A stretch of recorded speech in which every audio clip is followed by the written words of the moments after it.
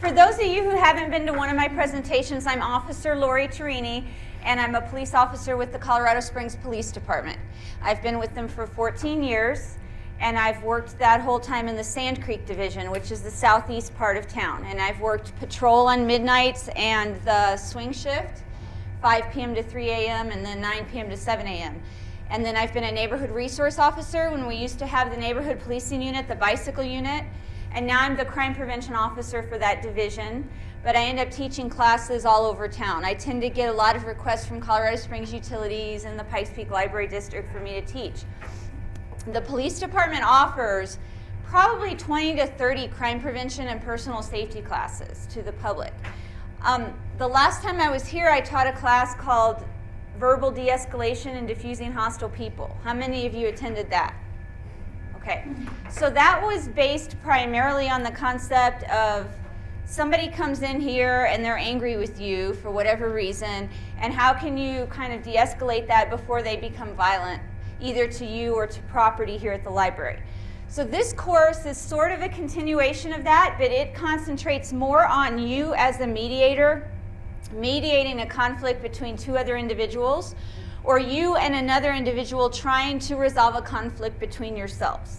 So this will work really well if you're trying to mediate something that the patrons are having an issue with between themselves, or if you're a supervisor or in human resources and you're trying to mediate a concern between employees. Now, you guys probably never have any conflict here, do you? Between yourselves or between people that use the library? Never. Okay. Well, what comes to mind, and I did this originally for a fire department, and so when I had them do their little exercises, I called them Code 3 activities. Code 3 is when you run with lights and sirens to a call for police or fire, so that's why it says that. But what comes to mind when you hear the word conflict? And I'm not going to make you break into groups like I did for them and write a list. I just want you to tell me what comes to mind when I say the word conflict. A fight. A fight? Anger. Okay. Anger. Anger. Mixed goals. Mixed goals. Anything else? Yelling. Yelling. Frustration. I'm hearing a lot of negative connotations with the word conflict. Does it always have to be negative? No. Conflict can be good. From conflict can arise positive outcomes, right? Everybody experiences conflict at one time or another, don't we? If you live a life and you never experience conflict, you're lucky. Okay? But conflict can sometimes make things interesting, because life could be boring without conflict. Without conflict, I think that as a society, we wouldn't be able to better ourselves. We wouldn't improve things. Everything would kind of stay status quo, right? You're going to run into conflict in your life, whether at home or at the workplace or somewhere in your day-to-day activities, you are going to run into a conflict. And as an effective leader, if you're in a leadership role, and even if you are what you would consider just a worker bee here at the library, hey, I'm just a regular worker bee. I'm not a supervisor. I'm not an HR. You may be viewed as a leader by the people that use this facility, right? If I come in to use the library and I see you with your name tag on that says PPLD, I see you as a leader, as somebody in authority in this facility. So I want you to all consider yourselves leaders right now. Effective conflict resolution can be very, very positive in the long run. If you're able to effectively resolve a conflict between you and one other person, or mediate a conflict between two other people, it can oftentimes have very positive, long-lasting positive results. Okay? It's basically problem solving. Have you guys all heard that word problem solving before and had to do that? That's what conflict resolution is. Something's causing the conflict, and you have to resolve it somehow. So you have to fix that problem. All right, so here are some ingredients that kind of create conflict, okay, that cook a conflict up. Diversity and differences. And somebody said mixed opinions or mixed views. Well, diversity is a positive word. Differences, we see those as positive words overall in society today. But they can breed conflict. Because when you have diversity, meaning people have differences, different points of view, different opinions, they don't always mesh. Sometimes conflicts, arguments, fights can stem from that. Perceptions versus reality. Now, how many of you have been involved with a conflict only because somebody perceived something that wasn't reality? Okay, that's a biggie. So when we resolve conflict, we want to make sure that we try to avoid misperceptions, and we want to look at things realistically. Needs and wants. A lot of times what we need in a workplace or what we need to fix a problem is different from wants, and you have to be able to differentiate those. Is this conflict arising because we each want something different? And what do we actually need here? And needs and wants can be different. I think we all know that. Sometimes it's just a basic power struggle. Somebody wants to feel like they're in charge, and it's going to be this way. And so a need for power or for one or more people to have the power can cause a conflict. Different values and principles. There are so many different value systems, especially in the United States and other Western cultures where we encourage diversity and people to be individuals, that sometimes those can cause issues. Feelings and emotions, those never cause conflict, right? You never let your feelings affect how you get along with people, do you? Or you never get emotional about an issue, right? Those are big things that cause conflict. Miscommunication is another big one. I should have that near the top. Because sometimes a conflict is nothing more than we just didn't communicate clearly to one another and we misunderstood one another. Misperceptions were caused and it caused a conflict or an argument. And then internal conflicts that we have within ourselves. Maybe we're struggling with family issues, financial issues, individual workplace issues, health issues. It could be anything. Okay, so we have this internal baggage that we're conflicted about, and now we're trying to deal with the public. We're trying to deal with coworkers. And that causes conflict now between me and another person because I'm not dealing with my internal conflict well. So some positive ways that I want you to start looking at conflict. It can be an opportunity for mutual growth. Okay? When you approach conflict in a positive way, without negative emotions and negative connotations attached to it, it can really be constructive. Okay? You can make things better because of it and sometimes form long-term workable relationships through positive conflict resolution.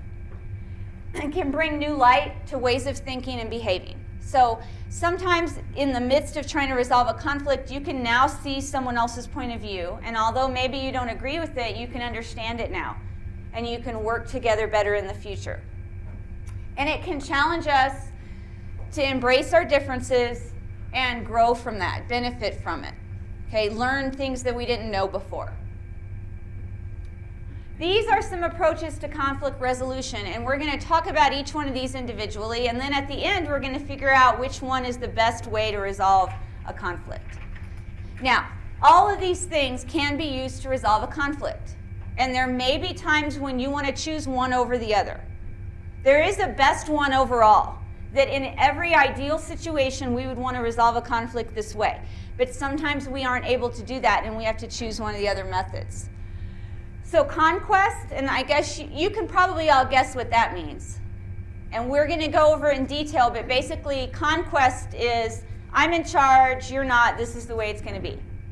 Or you have a need to be right and you're going to bully the other person into backing down. And so the conflict is resolved because one person takes charge. Avoidance, I don't want to deal with this conflict, so I'm just not going to talk to this person. I'm just not going to think about it. We're going to ignore the problem. Bargaining, we both give and take so much that neither of us are happy with the outcome. A quick fix, you know what? I know this is a long-term problem, but we're just going to put a Band-Aid on it today and worry about it later. Role player, that's where you fill a certain position. You're a supervisor here. I, as a police officer, fill a role when I go on a call for service. So based on the role that I play, I'm going to resolve the conflict. This is how it's going to be. You're going to go somewhere else for the night, you're going to stay here. Or you're going to jail, you're going to somewhere else. So based on the role that I fill, I'm just going to resolve that conflict. And then the partnership approach. Partnership's a positive word. I think when we think of the word partnership, We all think of positive things and good things, and that's where you take your time and you work out the conflict to everybody's best interest, usually with long-term results. So now let's get into each one of these in a little more detail. The conquest way to resolve a conflict. So we have a conflict and there's a struggle to be dominant. What are some conflicts you've run into here, either with a coworker or a conflict that's been brought to you as a supervisor, or conflicts that occur between library users? Can you think of something? We have conflict all the time between people who, strangely enough, think it should be really quiet in the library, and children and parents who don't. Okay, so she said you have conflicts all the time between users who think the library should be quiet, a quiet place, and users who think it doesn't have to be a quiet place. Like usually people with children think that it's okay to make noise. So let's say you have you who says the library should be quiet. I should be able to read or use the computer and it should be silent in here. And you have 5 kids in here running around yelling and doing whatever kids do in the library. So now she comes and asks you, can you please keep your kids quiet? The library's supposed to be quiet. And you tell her, well, no, kids are welcome here and kids are going to be loud and kids are not quiet, and so that's the way it's going to be. So in the conquest method, what would happen is you two would be in a struggle for dominance, or who's going to back down from the conflict, okay? There's a need for one of you to be right. So when you resolve conflict this way, both of the people involved have this strong need to be right, and they can't let it go until the other one admits, okay, you're right, I'm going to acquiesce to your needs or your wants or what you're telling me to do. One party definitely scores a victory if you resolve a conflict this way, okay? If he says, I'm right, you're wrong, and there's a power struggle, and finally you just give up and say, fine, you're right, let your kids scream all you want, he's the definite victor, right? Because she didn't get her way at all, not even in a compromise. So she conceded, so one party concedes and says, fine, you're right, and there's a definite victor. So there's a winner and a loser in this. Now, do you think that this leads to long-term positive conflict resolution? Or do you think that hard feelings could stem from this down the road? Maybe on both sides, but probably on the losing side more. So they see each other the next time in the library, and she has unresolved issues with him and his kids, and so now she has a miserable experience in the library, even though nothing happens on this trip, just because of what happened in the past. So she's going to carry long-term resentment. She may even resent the library because no one stepped in and mediated the situation. Okay. Long-term, let's say it's between coworkers, between people who have to see each other all the time. Long-term resentment can build and build and build until now somebody's worked themselves into a state where they want revenge or retaliation against the other person. Okay? And this can be seen in politics, domestic violence, paramilitary structures sometimes, because conquest is how we solve things in the military or in a police type organization. I'm telling you, I'm your boss, this is the way it is. You're going to do this, you're going to do that. Okay? But usually that's not a long-term positive outcome because you're going to have hard feelings. And in the example we used, even him as the one that was dominant in this conquest or in this argument, in this conflict resolution, can have hard feelings because there was still a conflict and it was a negative conflict. And even though he came out the winner and his kids got to run around and be noisy, the next time he sees her, is he going to still have hard feelings? Probably. Okay? So there's going to be probably long-term negative emotions associated with this type of conflict resolution. Now, are there times when you may have to use this type of conflict resolution? Do you think? Is this ever a good way to resolve a conflict? Yes, no, maybe? Okay, good. Maybe as a parent, she said, and that's right. You're an adult, your kids are children, no matter if they're 5 or 15, and sometimes you just have to say, I'm in charge, this is the way it's going to be. And so there are times when you may use this. Okay? Parent-child relationships. In the military, sometimes it does have to be this way. Okay? But when you're talking about the general workplace or library users or users of other types of businesses, probably not the best way if you want long-term good relationships in the future. All right, let's talk about avoidance. This is kind of self-explanatory, huh? How many of you like to avoid conflict? I see a lot of hands going up and a lot of people smiling. Okay. I think this is pretty common. We don't like to be direct with others. We don't want to foster conflict. When somebody has a conflict with us, we don't want to deal with it. And so we just avoid it and hope the problem goes away, right? You know what, I'm just going to ignore the person, or I'm going to avoid the person, and if I see them going into the bathroom, I'll wait until they come out. If I see them going into the library, I'll just sit in my car and wait until they leave, and then I'll go in to check out my book. Okay? We just avoid it. This perpetuates the idea that conflicts are negative. And when I asked you in the beginning of the class to holler out things that you associated with conflict, almost all of you said something negative, or that had negative connotations. And so things that we avoid things that are negative, right? We normally don't avoid things we enjoy or avoid things that are fun or positive. We avoid negative things.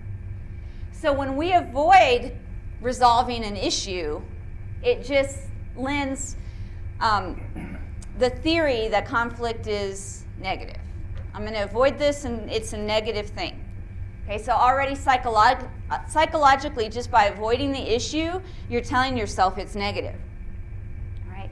It leaves no opportunity whatsoever for you to have growth in that relationship, or to have growth in your business or workplace or family, because you aren't fixing anything. So thereby you can't move forward to bigger and better things.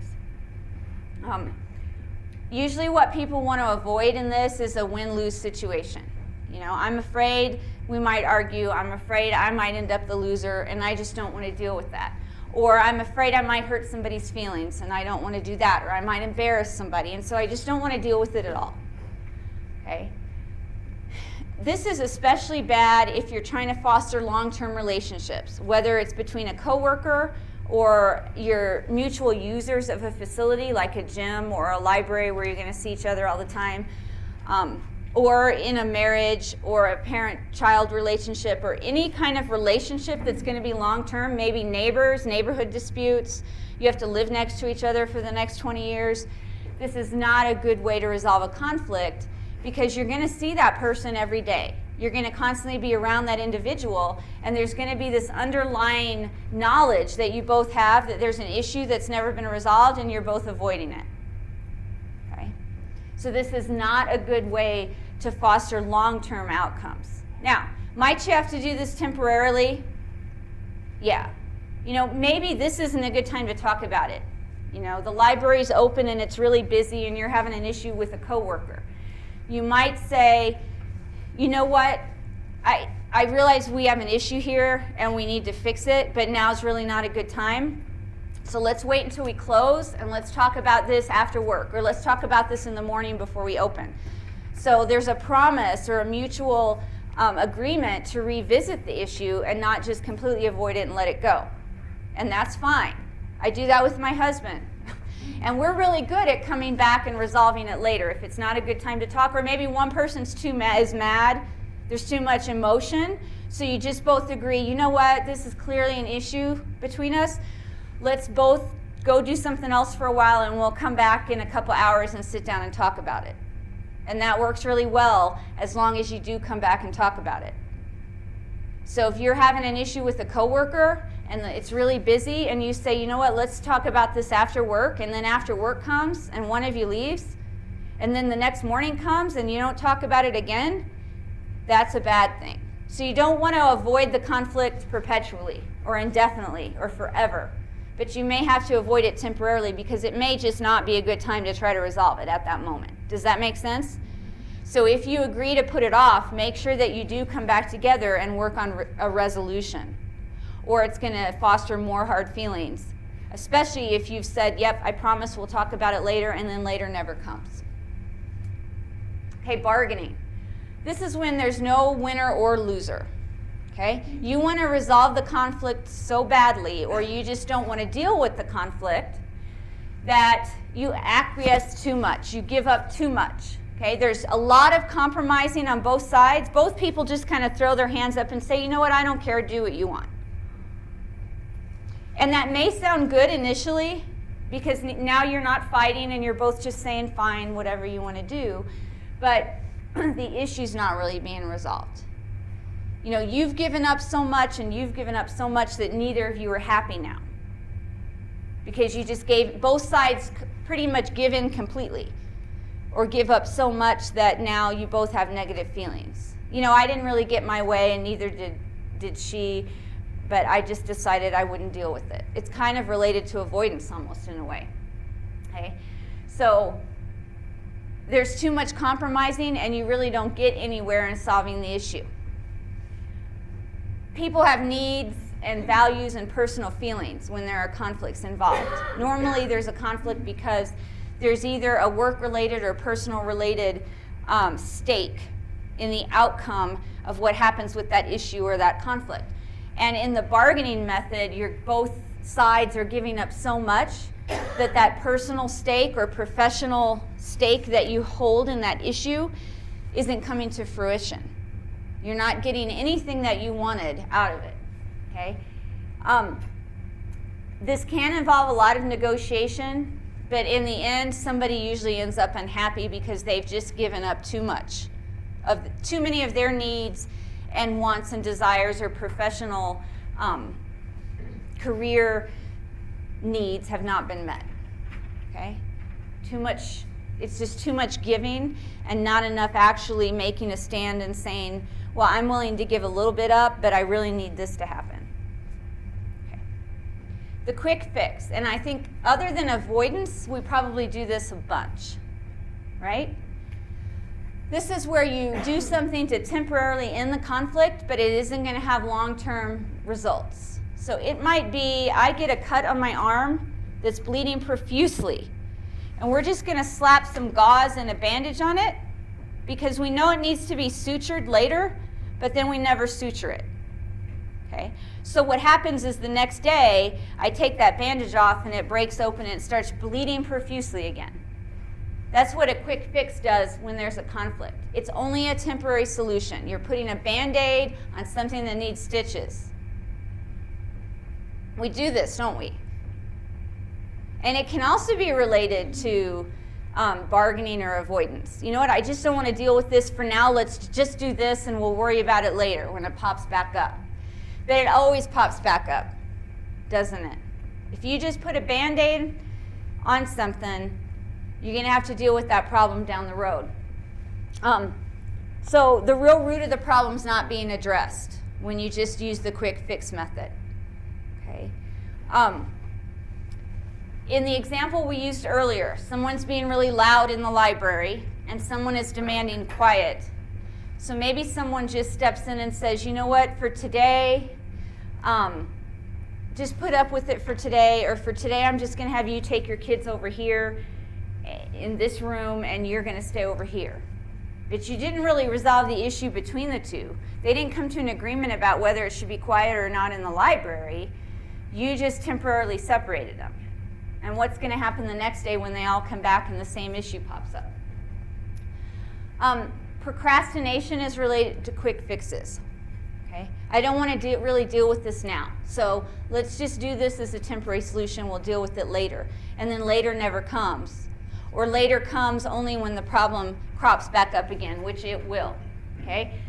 When you put a quick fix on something, the problem will reappear. It will pop back up.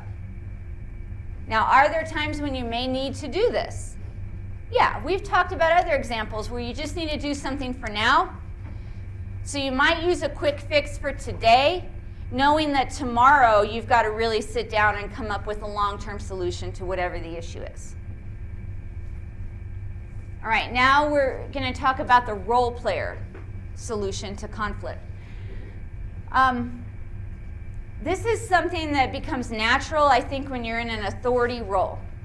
If you're a supervisor, if you're staff at a place of business, if you're in the military, if you're a judge or a lawyer, or me being a police officer, it's kind of natural to put yourself into a conflict as the role player and sort of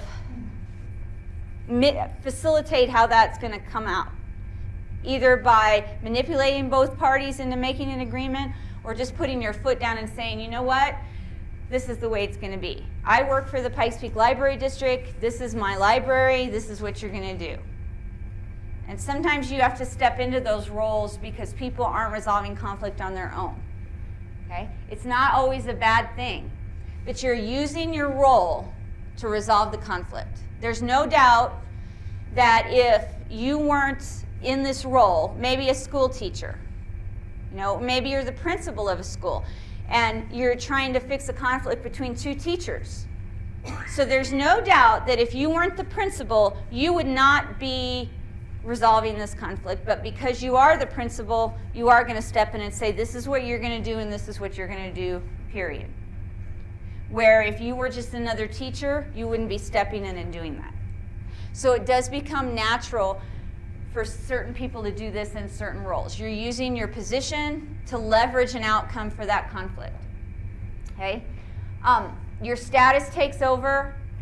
And sometimes you fail to see individual needs, individual wants, or those differences in perception. Maybe you're not seeing the big picture. You just see these two people are having an issue. As somebody in authority, you're just going to step in and say, this is the way it's going to be. But you're not actually meeting both parties' needs or looking at them as individuals. You're not addressing it that way. You're just saying, I'm in charge, this is how it's going to be, go to your separate corners and continue to do your work. Okay? This can facilitate hard feelings or foster hard feelings in people because they now feel powerless to do anything about their own future or the outcome of their own situation. And sometimes this is just the way it is, like parents and children. Sometimes you just have to put your foot down and say, I'm the parent, you're the child, this is the way it is. And the child can have hard feelings for a few days or a few weeks, and then they forget about it and they move on. But this isn't the way as adults that we want to be treated, for the most part. So when someone leverages their position of authority over you, you're often not happy down the road, and it fosters hard feelings down the road. You didn't see me as an individual. You didn't try to resolve this conflict with my individual needs and concerns in mind. And so now I'm going to resent you 4 days from now, 4 weeks from now, 4 months from now. And sometimes that resentment builds. Okay?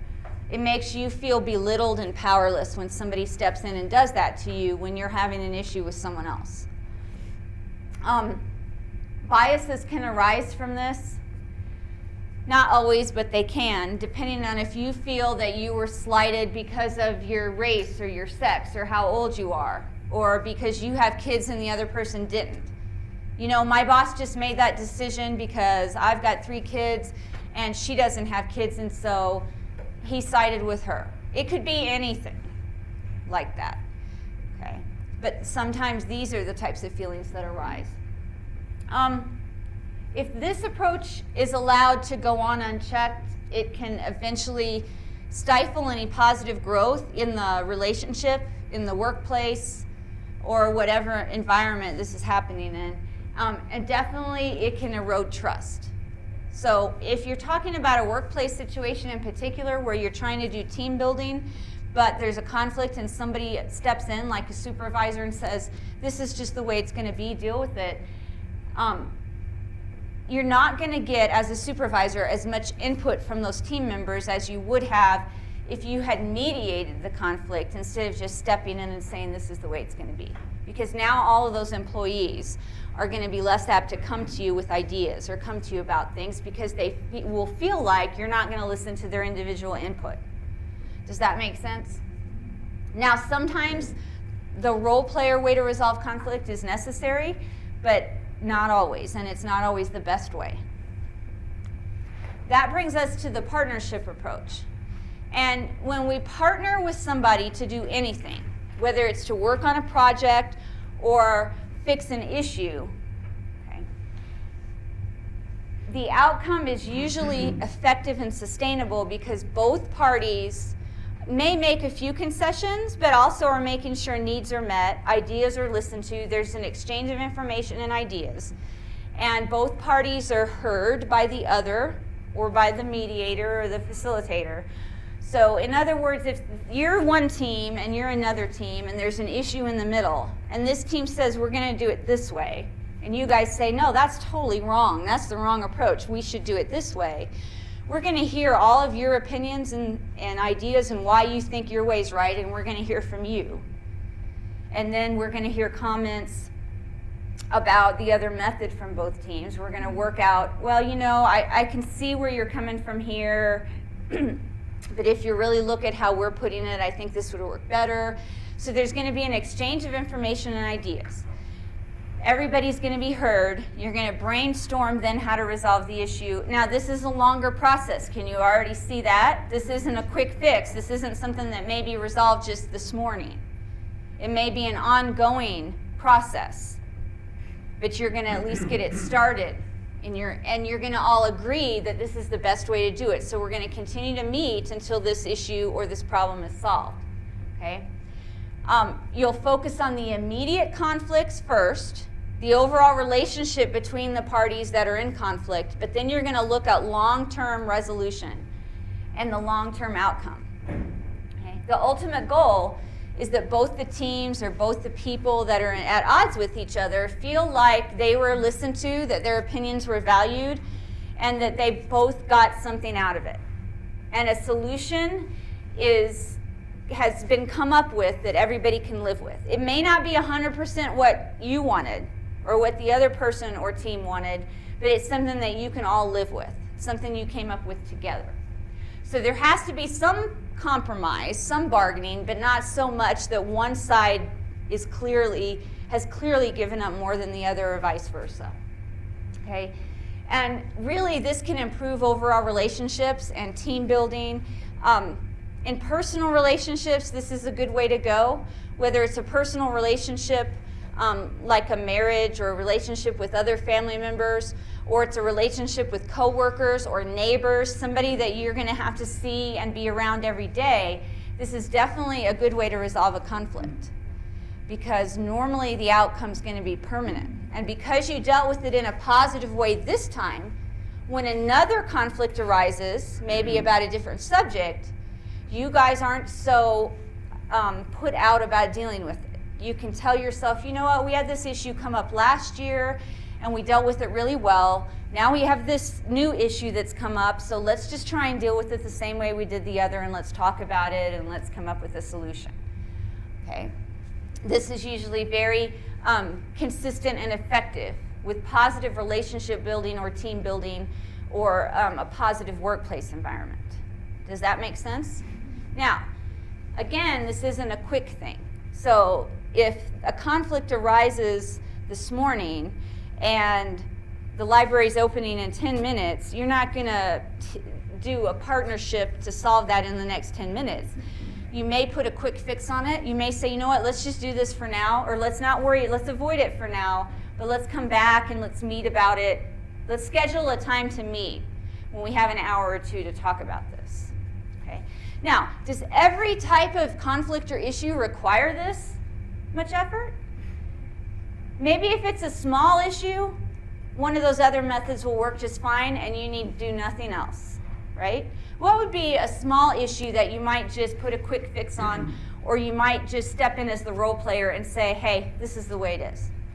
Something that might come up here. Safety issue. Okay, such as? Kid doing something wrong and you just need to... Safety issues are usually, and when I talk to Colorado Springs Utilities, and we do that diffusing hostile people class, where we talk about communicating with people and not raising your voice and not ordering people around. The one exception to that I always give is if it's a safety issue. If it's a safety issue, then everything goes out the window and you just have to step in and be authoritative and say, hey, you know, don't touch that. Don't pull that fire alarm. Don't pull that fire extinguisher off the wall and spray it. You know, if it's a safety issue, then yes, you may use the role player way to resolve that problem. Okay, so this is more if it's not an immediate safety issue, or maybe it's just two people are wanting to use the same computer. Does that ever happen? Okay, I hear from everybody when I come to the library that computers are a big issue among the people that use the library, right? So you've got two people that go to use the same computer, and I don't know what your procedures are, but I'm just using this as an example. And so they both kind of go to the same computer at the same time. Now they're arguing about who got there first or who's using it.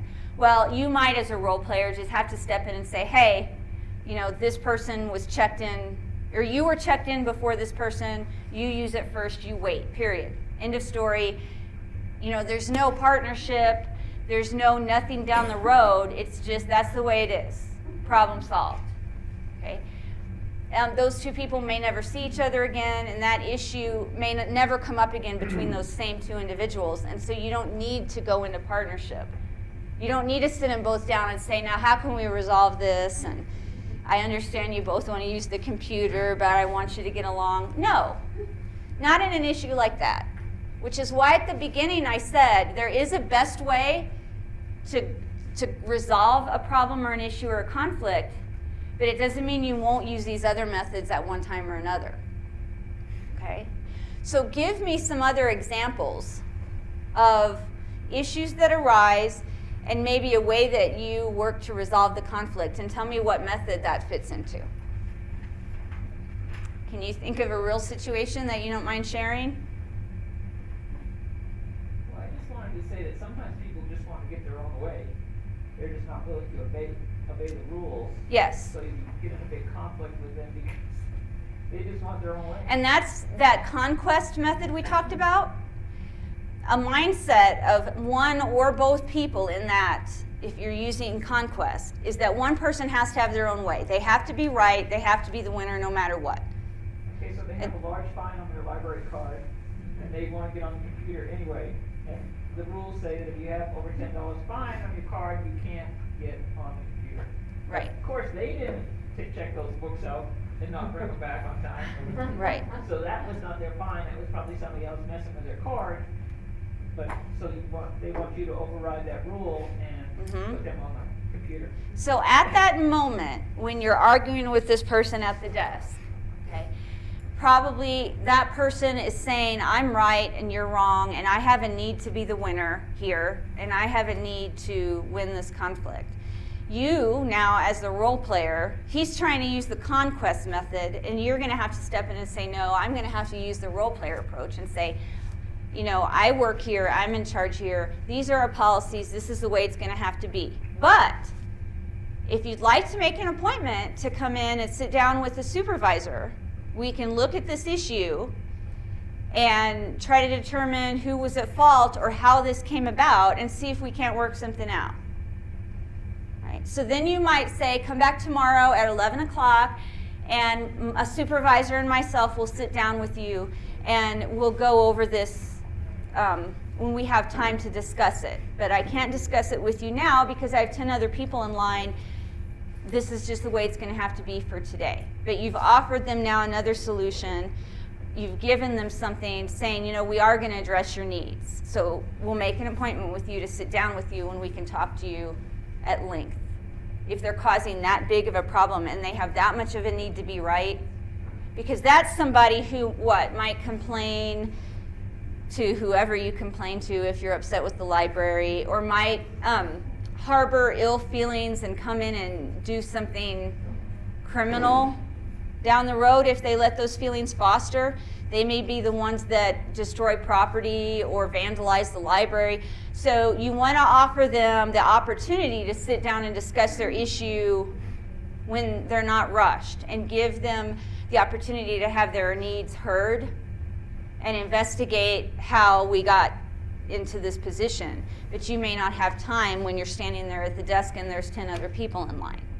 Okay, so you may have to combine some of these methods. Use something for now with the understanding that we're going to try partnership later, or we're going to try the role player method later. We'll bring a supervisor in and have them mediate or something like that.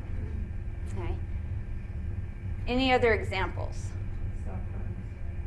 Okay, cell phones. So give me what's the issue or what's the conflict. People are in the library talking loudly on a cell phone. Okay? You can tell, people keep looking over at them and stuff like that, so they are disturbing other people. So it causes a conflict between that person on the cell phone and the other users of the library. patrons. Yes. And so do people ever get into arguments about that, or you just see the disgusted looks from everybody else? You usually just see the looks. They come to you. So now we're back to role playing. They see you as the authority, you work at the library, fix this problem.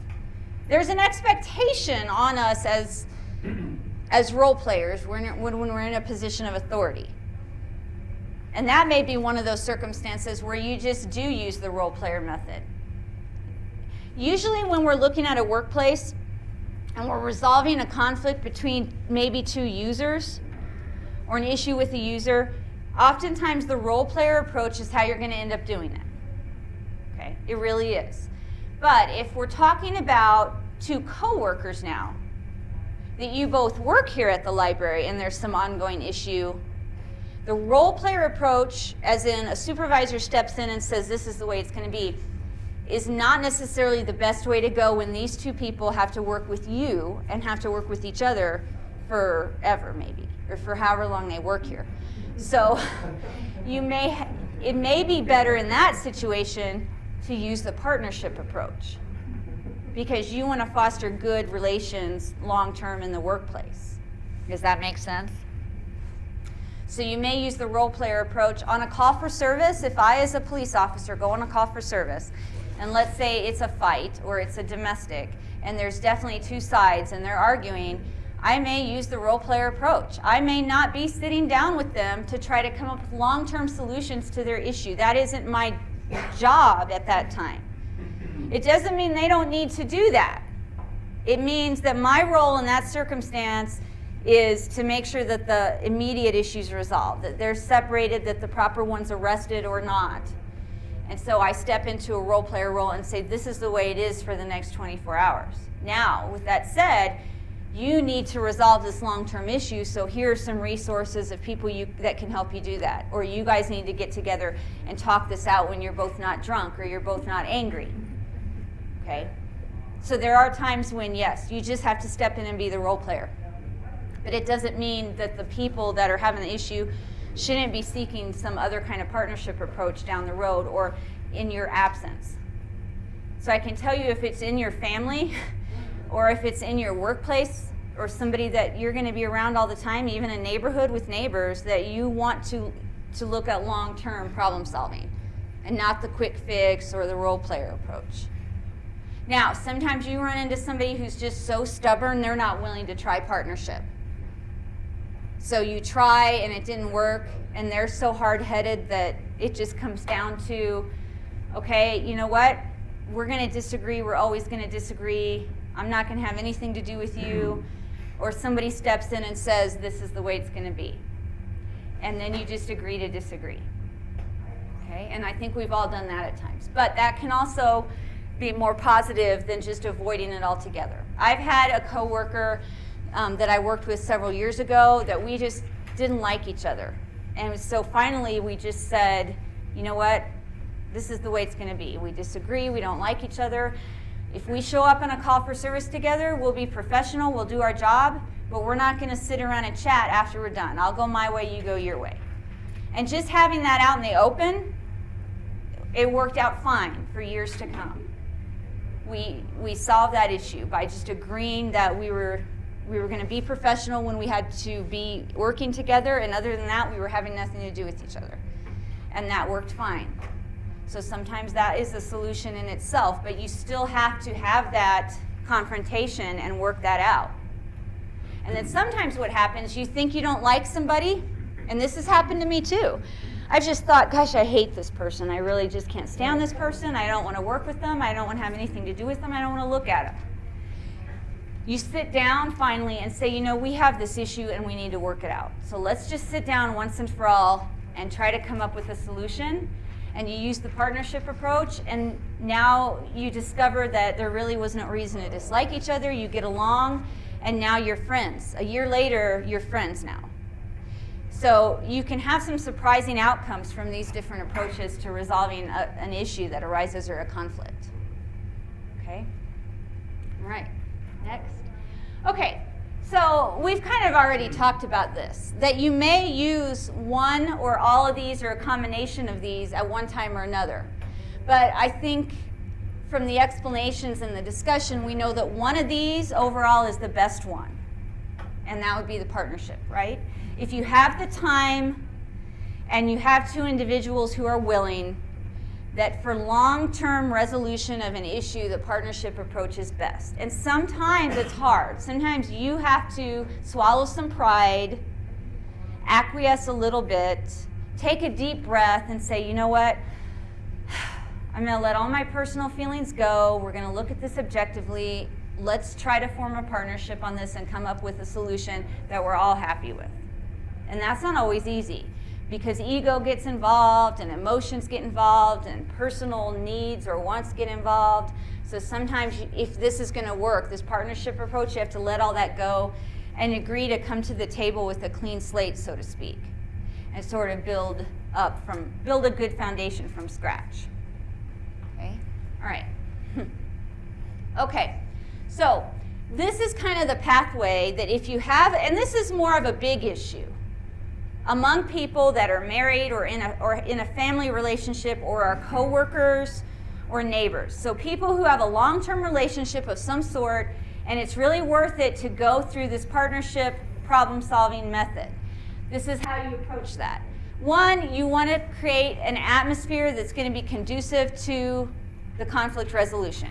So you want the room or the meeting place to be comfortable. Maybe have some tea or coffee or food, comfortable chairs. You want the temperature to be comfortable. I mean, you don't want to stand out in the hallway and try to resolve a conflict this way. You want to make sure that you've allowed plenty of time. Okay? Make sure that whether it's just you and one other person or you've brought a mediator in to sort of facilitate, and a facilitator or mediator, all they're there to do is make sure that two-way communication happens. All right? So if I'm facilitating a conflict between you, this team, and this team, I don't have a side. I'm just here to make sure that you get your say and then you get your say. I'm not there to influence you one way or another. So you've got to ensure that two-way communication is going to happen. And if you can't do that between you and the other person on your own, then get a mediator or a facilitator to come in. And the city has this program called Neighborhood Justice or some mediation program that they do also in divorce cases, where they have a mediator or facilitator come in and resolve a dispute between two neighbors that are having issues. And that's an actual program through the DA's office. And then I know that if you're going through a divorce in El Paso County, they make you go to mediation first. So we do have programs like that. Clarify perceptions. And this can help if you do have a facilitator. Maybe two of you are good at this on your own, but you've got to make sure that how you're perceiving the issue is really how it is. So if I'm a facilitator, I might say, what do you perceive is happening here? Or how do you perceive this being resolved? And then I'll ask you the same thing. And you guys might be seeing it completely differently. So you want to make sure that any perceptions are cleared up right away. If you're acting as a facilitator, so you're not part of the conflict, but you've been asked to facilitate, be careful about letting your own feelings come through. So if I am facilitating a meeting between these two groups, maybe I do agree with one more than the other, but I can't, as the facilitator, let that come out in my facilitation method or my mediation method. Maybe personally I agree with you, but I can't let that come out. I just have to let things unfold how they're going to unfold. Okay, so if you are the mediator, and sometimes if you're in a supervisory role, you'll find yourself being a mediator or a facilitator. You can't let those personal feelings come out.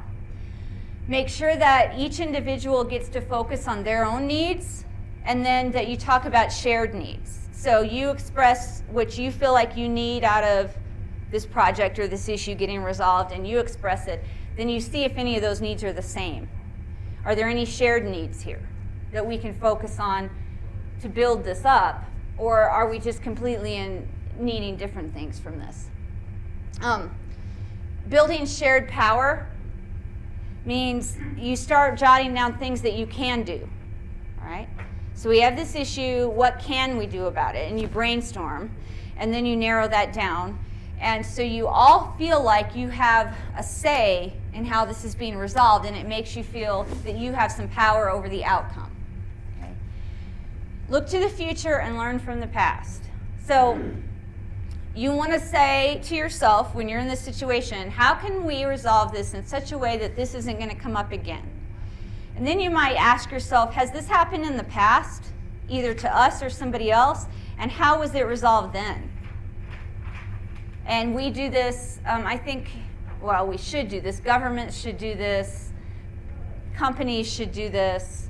I do this sometimes in neighborhood problem solving as a crime prevention officer. Sometimes I have to, so I deal with disputes that aren't always of a criminal nature. It's an ongoing neighborhood issue. So I look at, has this come up before, and how did another officer deal with this in the past, and did it work? So you can look at things like that, but you also want to look ahead and say, how can we make sure this doesn't crop up again? Okay.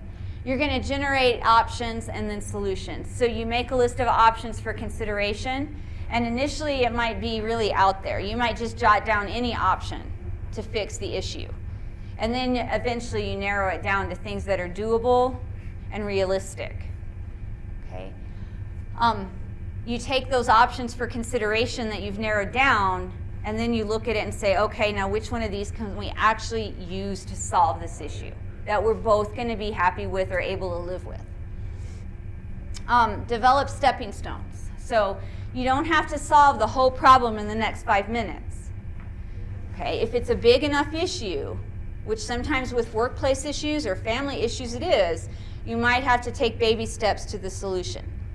Okay, so we're going to fix this first, then tomorrow we'll address this, and we'll keep doing it that way until the whole thing has been resolved. Focus on what's doable. We already talked about that. And then make mutual benefit agreements. So whatever agreements come out of your conflict resolution process, they need to be mutually beneficial for all sides. Now, it doesn't mean that each side got 100% of everything they want, but everybody needs to be able to live with it and be reasonably happy with the outcome. So this is kind of the ideal problem-solving model, okay? So on the left here, you see that a problem or some kind of issue arises, okay? So we have an issue. Now a conflict happens because of it. So somebody tell me what's an issue, other than the ones we've already talked about. It doesn't have to be here at the library. It could be anything. Okay, so maybe I work nights, I sleep during the day, my neighbor's dogs are barking incessantly, and I cannot sleep. Okay, so that's an issue, right? So I go to my neighbor and I try to talk to them about it, and now a conflict occurs. You're saying, yeah? I'm upset with them.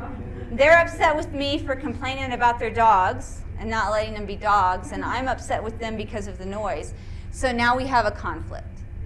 So what we need to do is voice our opinions, okay? And then some type of facilitation needs to occur. Either we facilitate ourselves, meaning we agree that we need to discuss it like reasonable people, or we call in neighborhood justice to send a mediator to us to sit there and while we talk it out. Okay?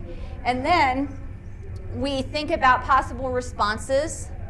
Okay, well maybe you could keep your dogs up during the day and or maybe you could muzzle your dogs so they don't bark. Or what's causing them to bark? Maybe we can eliminate what's causing them to bark.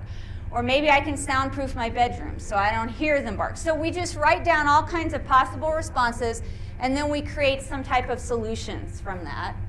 And we make some kind of progress, an agreement between us, and the conflict is resolved. This isn't an ideal problem-solving process. Not that that's always how it happens, but if you get two people who are willing to problem-solve an issue this way, this is how it ideally works. Any questions about this? So why do we as a police department care about conflict resolution? Well, that's what we do all the time, really. Every time we go on a call for service, it's because a conflict arose and people couldn't resolve it amongst themselves, and so now we're called in to resolve it. Many of our calls for service are that way. Fights, disturbances, domestics, all kinds of disagreements that occur, we get called in. Okay? We care that you guys resolve conflict well, because we don't want to be called here because two coworkers have gotten to the point where they just can't get along anymore, and now one's assaulted the other, or one's destroyed property, or a library user has destroyed property or thrown a rock through the window because a conflict they had wasn't resolved. So in the long run, it can actually prevent criminal activity if we all resolved our conflicts in a positive manner like this. Okay, so the more that people can do this on their own, the less those role players have to be called in, like police officers or like supervisors, etc. Okay, and just like we talked about in the diffusing hostile people class, if you can diffuse hostile behavior before it gets violent or turns to property destruction, then you're eliminating criminal behavior, you're eliminating us having to get called out, and you have a happier workplace or a happier home or a happier neighborhood. Okay? I have a Uh-huh.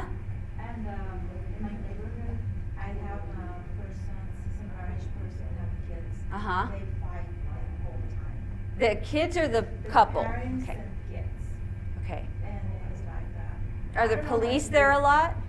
Sometimes when it's really bad, Yeah. they not with us, but Right. the same to the family. And so It's that, a really bad. that when there's family issues like that, ideally you want to use this problem-solving method, the partnership method, because when you're talking about a husband and wife, I mean, they have to be able to form a partnership or they're not going to have a good relationship and arguments are going to occur. But oftentimes both people aren't mature enough or willing to use the partnership approach. And so then that's when we get called because people are arguing or domestic violence happens or their relationship results in divorce.